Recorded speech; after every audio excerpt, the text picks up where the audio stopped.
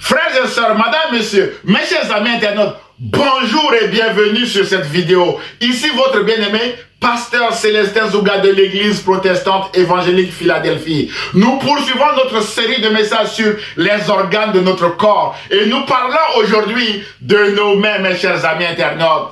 Frères et sœurs, la main est l'organe de l'appréhension, mes chers amis internautes. Elle assure nos fonctions essentielles, se nourrir ou se vêtir par exemple, mes chers amis. Notre main est aussi un outil de communication parce que nous pouvons communiquer en faisant des gestes avec nos doigts, mes chers amis internautes. Notre main est aussi un outil de travail parce que nous travaillons avec nos mains. Malheureusement, parfois la main est utilisée pour faire un sale boulot, mes chers amis internautes.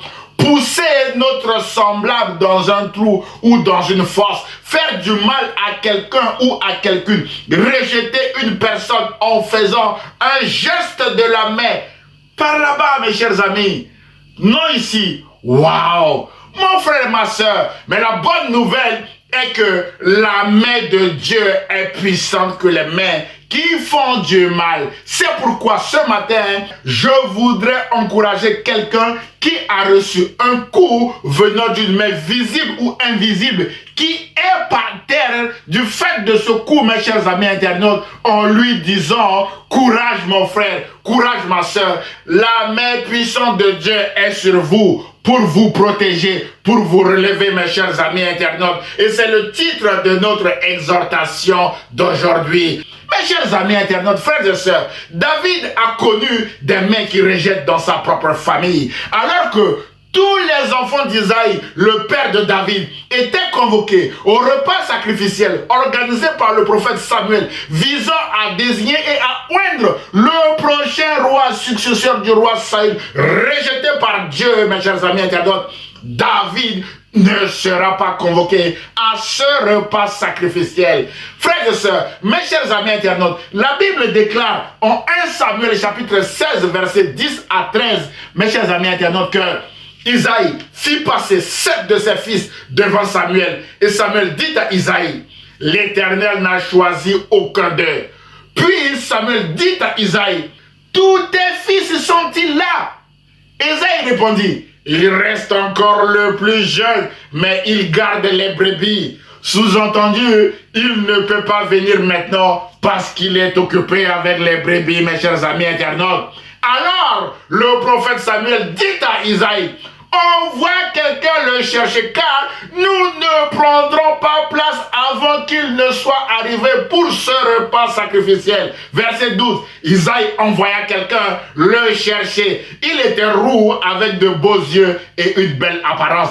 L'Éternel dit à Samuel, lève-toi, verse de l'huile sur lui, car c'est lui. Waouh! Verset 13, le prophète Samuel prit la corne d'huile et le consacra par onction au milieu de ses frères, mes chers amis internautes, devant ses frères. David, qui n'a pas été convoqué, est oint, mais bien aimé dans le Seigneur, roi d'Israël, mes chers amis internautes. Et David nous fait écho du rejet de ses parents dans son psaume 27, qui est aussi un cri du cœur de David, mes chers amis. David dit, car mon père et ma mère peuvent m'abandonner, mais le Seigneur est là.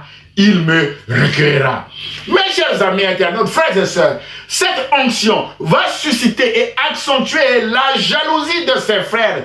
C'est ainsi que lorsque David se rendra au campement de l'armée d'Israël contre les Philistins pour apporter de la nourriture à ses 3 frères aînés au champ de bataille, mes chers amis internautes, son frère aîné, Eliab, va le traiter d'orgueilleux, de petit prétentieux, voire même de méchant. C'est pourquoi David dira dans le psaume 69, verset 9, que je suis devenu un étranger pour mes frères, un inconnu pour les fils de ma mère. Waouh, mes chers amis internautes, quel rejet! Mais la bonne nouvelle, face à ces mains qui ont rejeté David est que la main de Dieu était sur David. C'est suffisant, mes chers amis internautes. En effet, Dieu a fait serment d'accompagner David partout avec sa main puissante et triomphante. Le psalmiste nous dévoile la teneur ou le contenu de ce serment fait par Dieu dans le psaume 89, versets 8 à 25, où le psalmiste dit ceci: Dieu est redoutable dans la grande assemblée des saints. Verset 9, éternel Dieu de l'univers, qui est semblable à toi. Verset 14, ton bras est puissant, ta main forte, ta droite élevée. Et verset 20, tu as parlé à tes fidèles dans une vision. Tu as dit, j'ai prêté secours à un héros. J'ai choisi du milieu du peuple un jeune homme. Verset 21, j'ai trouvé mon serviteur David. Je l'ai désigné par onction avec mon huile sainte. Verset 22, ma main le soutiendra et mon bras le fortifiera. L'ennemi ne pourra pas le tromper, ni le méchant l'opprimer. J'écraserai ses adversaires devant lui et je frapperai ceux qui le détestent. Ma fidélité et ma bonté l'accompagneront et sa force grandira par mon nom, dit l'Éternel des armées célestes. Mes chers amis internautes, frères et sœurs, à cause de la main puissante de Dieu qui soutenait David, David tuera Goliath, le Philistin, devant ses frères qui le méprisaient et poursuivra, mes chers amis internautes, sa destinée jusqu'à devenir roi d'Israël, mes chers amis internautes. David terminera sa vie en restant l'homme selon le cœur de Dieu, parce que Dieu a fait serment de l'accompagner partout avec sa main puissante et triomphante. Mon frère, ma soeur, mes chers amis internautes, peut-être qu'il y a des mains invisibles ou visibles dans votre famille qui vous rejettent et qui cherchent à vous faire du mal. Mais bien aimés dans le Seigneur, un époux ou une épouse qui vous rejette et qui part de la maison sans laisser d'adresse en vous abandonnant avec les enfants, mes chers amis internautes. Un frère ou une sœur qui vous rejette et qui vous calomnie nuit et jour, comme Eliab, le frère de David, qui a copieusement insulté David. Mes bien-aimés dans le Seigneur, ou un de vos parents qui vous rejette. Peut-être que, mes bien-aimés, vous êtes aussi devenu un inconnu pour les membres de votre famille, pour votre entourage. Mon frère, ma soeur, Dieu entend vos sommes de souffrance et de douleur liées à ces rejets, comme il a entendu les sommes de David. Alors, courage, parce que la main puissante de Dieu est au-dessus des mains qui vous rejettent ou qui vous maltraitent en ce moment.